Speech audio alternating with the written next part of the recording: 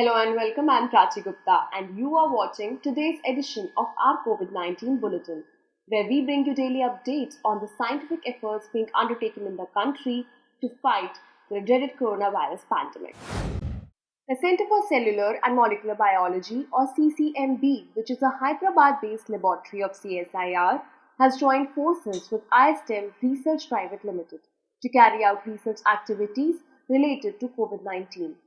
ISTEM Research is a startup incubated at the Bangalore based Center for Cellular and Molecular Platforms, or CCAMP, which is an initiative of the Department of Biotechnology. As a part of this collaborative research, an attempt will be made to grow novel coronavirus in human cell lines, which will enable the testing of potential drugs and vaccines against COVID 19. The virus can live for long only inside a human body, which poses a major issue in growing the virus in the laboratory. CCMB scientists will utilize the company's human lung epithelial cell culture system, which expresses the ACE2 receptor and other genes that allow viral entry, replication, and growth. If established, such a system will allow understanding of how coronavirus infection takes place and methods that can be adopted to stop the entry and growth. The knowledge obtained will open new avenues in devising drugs and vaccines against COVID 19. Let's hear more about this collaboration from Dr. Rakesh K. Mishra, who is the director of CSIR, Center for Cellular and Molecular Biology. CCMB is doing during this COVID-19 problem is that we are culturing the virus in the lab in a cell which is originated from African green monkey kidney cells. These are called Vero cells. And they are a standard cell for growing the coronaviruses, and everywhere in the world, everywhere, this is the cell being used. Now, in our new collaboration with the ISTEM in Bangalore, we will be using their proprietary cells. Those cells are actually iPSCs, which means induced pluripotent cells, originated from the epithelial layer of the lung of a human. So that is where the COVID-19 disease takes place.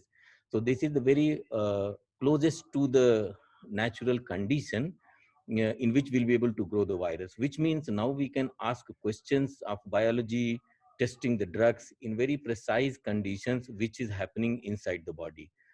In this collaboration, they bring the cells to CCMB, and here we will be infecting these cells with the COVID-19 virus and set up the system in which virus will start growing in these cells in larger quantities and for several generations of the cell division, so that we have now a system to screen for drugs or using the virus for various purposes, for example, vaccination or other serological testing purposes. But its main use will be studying the precise biology of this virus, because this new virus in a very close system, which is as close as possible to the human context, and therefore it will also be a very good system to screen for the new potential drugs against this disease. So all the cell culture work when the virus is involved will be done in CCMB. Company will provide the cells to us. In the current scenario of COVID-19 pandemic, dissemination of correct scientific information can play an important role in saving people's lives. The National Council for Science and Technology Communication, or NCSTC, of the Department of Science and Technology has launched a program on health and risk communication named Year of Awareness on Science and Health, or YASH. Under this program, NCSTC has made a special call for proposals for science, health, and risk communication with a focus on COVID 19. The program encompasses the development of science, health, and risk communication software in terms of publications, audiovisual, digital platforms, folk performances, trained communicators, especially in regional languages, to cater to various cross sections of the society. The goal is to increase the public understanding of the disease and to generate awareness on health safety measures. Let's hear more about this program from Dr. Manoj Pataria, who is the advisor and head of NCSTC.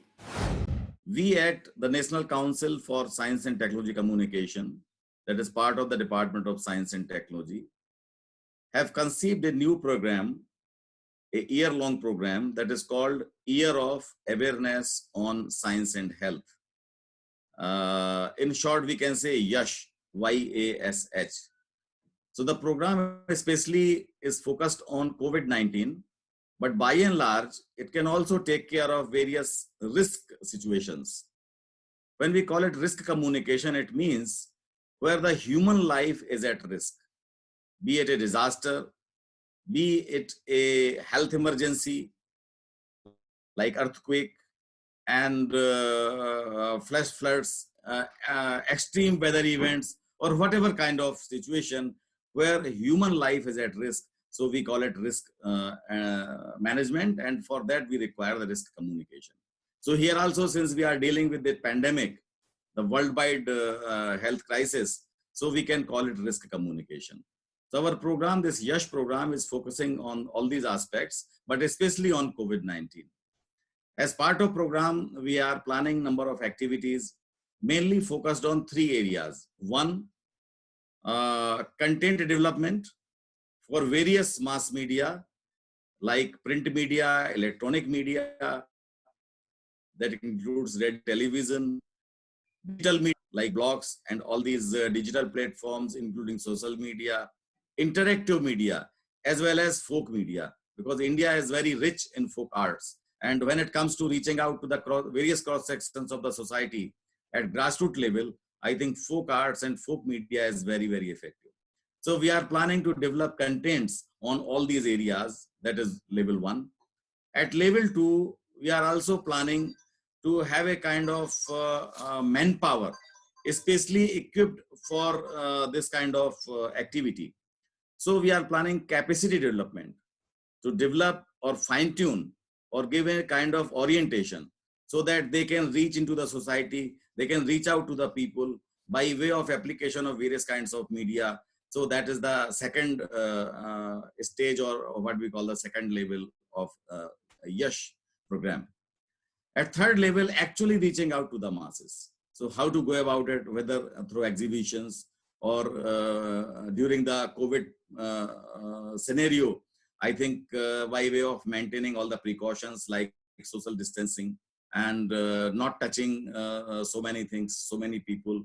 So by following all these norms, we should be able to reach out to the people, like with a limited number of access of the people, limited number of access of such kind of crowded areas. So by way of following all these norms, we will try to reach out to the various country, of course, in various regional languages as well.